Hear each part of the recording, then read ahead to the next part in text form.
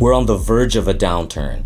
Where are you putting your money if you're an investor looking for the best place to grow it over time? Things are not looking good. In the first quarter of 2022, the stock market has been volatile. It's like riding a roller coaster but less thrilling. This has been the worst start to the stock market in over 80 years. Thousands of people's investments have been harmed as a result of this. Almost every stock has dropped, which means we're just sitting here looking at a sea of red every day, hoping that things will return to normal. So while the stock market may not be the best investment for your money, neither is holding all of your money in a bank account, especially given the current level of inflation. The government says it's 8.5%, but in reality it feels much higher. Furthermore, Putin has chosen to invade Ukraine, resulting in a devastating war and a strain on the world's supply chains. This has the unintended consequence of raising commodity prices, such as oil, making it more expensive to fill up your car and is wreaking havoc on your wallet like never before. As a result, you have money that is rapidly diminishing in value by the second. This financial stress has brought to the surface a widespread fear of a looming recession, and it's quickly becoming a reality. Economists predicted a 1.1% growth in the first 3 months of this year. What actually occurred was far worse. We saw a 1.4% decline, putting us halfway to a recession. This means that if you invest in stocks, Bitcoin, or even your local bank account, you're probably going to lose money right now. Making this goal to find the best investment seems pointless because you appear to be wasting your money. This way of thinking has resulted in a general lack of interest. But could this be an excellent opportunity for you to make your millions? Let us investigate further. The stock market is now down 21%, worst day on Wall Street since the 1987 crash, the worst recession in decades. People were denied access to credit in 2008, businesses tanked, and job losses skyrocketed. Businesses that source raw resources from abroad, work with foreign factories, and distribute in stores and on the internet have a different perspective on supply chains and consumer demands, which could be early warning signs of an economic crash. You could look at factors like the Consumer Price Index, but these are influenced heavily by governments and are very easy to manipulate and lie to us. Let's take a look at how some companies were affected in 2008 and compare them to the issues that businesses are currently facing. You should be able to get a better picture of the true financial position we're in by doing so. So let us follow the journey of Business B, which was created by a small business and is sold across the country. As a result, all purchased products begin with raw materials, such as plastic, wood, and electronic components. So understanding how raw materials are priced is critical because it has a significant impact on our wallets. When the 2008 financial crisis struck, the manufacturing industry suffered tremendously. Customer orders in industries such as machinery, metals, and transportation equipment dropped by up to 42% in a single year. Because supply and demand are inversely related, the raw material costs dropped significantly in 2008 as suppliers were eager to sell to anyone with the money to buy. However, the raw goods market will be significantly stressed in 2022. Obtaining the raw materials needed to manufacture products is more expensive than ever.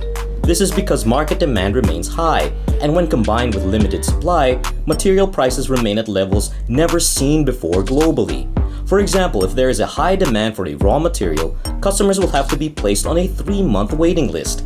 This is just one example of how rising raw material costs are affecting the average person. So once the product is manufactured, it must be delivered to the business, which is where supply chains come into play. Supply chains affect us more than ever now that our everyday products are sourced from all over the world. Things were going well in the run-up to 2008, and the economy was flourishing.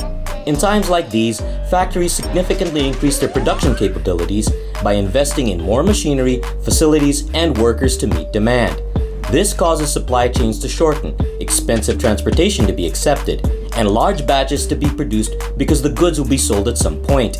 The 2008 financial crisis was a huge shock to the system, and supply chains were forced to completely rethink their business models due to a lack of demand. Nobody seemed to have any money, which resulted in decreased customer orders, increased competition, and a decrease in manufacturing industry margins. However, the year 2022 is markedly different due to the pandemic. Our actual supply chains went through a complete slowdown, and they are still not operating at full capacity. This means that demand far outnumbers supply.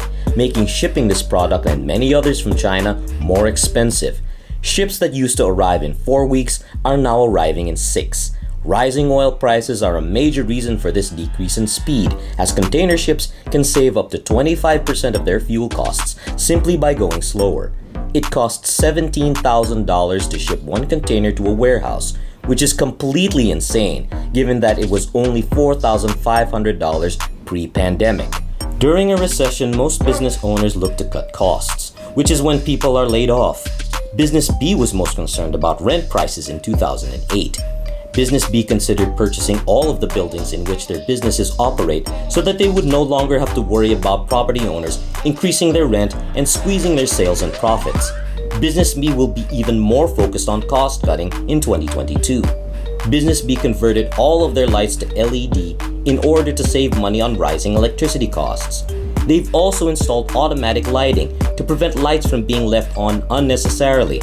As more people lose their jobs as a result of layoffs, the economy grinds to a halt because people have less money to spend. When fewer people buy products, GDP falls, and if growth is negative for 2 quarters in a row, we enter a recession. Because most people were short on cash in 2008, demand was extremely low. Whereas it appears that people have more money now, supply chain issues and recession fears are causing the main problems. There is a high demand for products that are difficult to obtain and a low demand for products that are widely available. As can be seen, history is not repeating itself. This recession appears to be very different from previous ones, but the real question is whether there is a chance for you to profit. The good news is that history has shown that the US stock market stabilizes after a decline, and long-term investors have benefited greatly the most from the recoveries.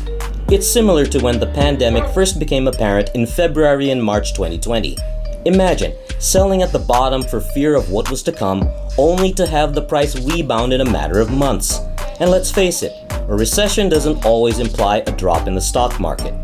You can't time the market, but investing in index funds and selecting the best companies has always been a good strategy. The bad news is that historically, the stock market takes anywhere between 6 months to 2 years to recover from a recession, which isn't good for consistency when investing. This could affect you more than most if you're nearing retirement and can't stomach 2 years of no returns.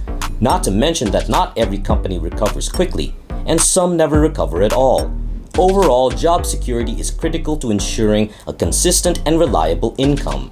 Extending your emergency fund from 3 to 6 months or even longer should keep you from having to sell your investments at a loss if you run into financial trouble. You can slightly alter your investment strategy to include more recession-resistant businesses and industries while also consistently investing in index funds. Cryptocurrency investments, for example, lack enough historical data to make an informed prediction on how they will fare during a recession. However, Bitcoin and other crypto coins have recently been closely following stocks and may follow a similar path. That's all we have for today. If you'd enjoyed the video, why don't you give us a like and subscribe to our finance channel? Don't forget to hit the bell button below to get notifications on when we'd post next. Thank you for staying till the end of the video and hope you enjoyed. See you next time.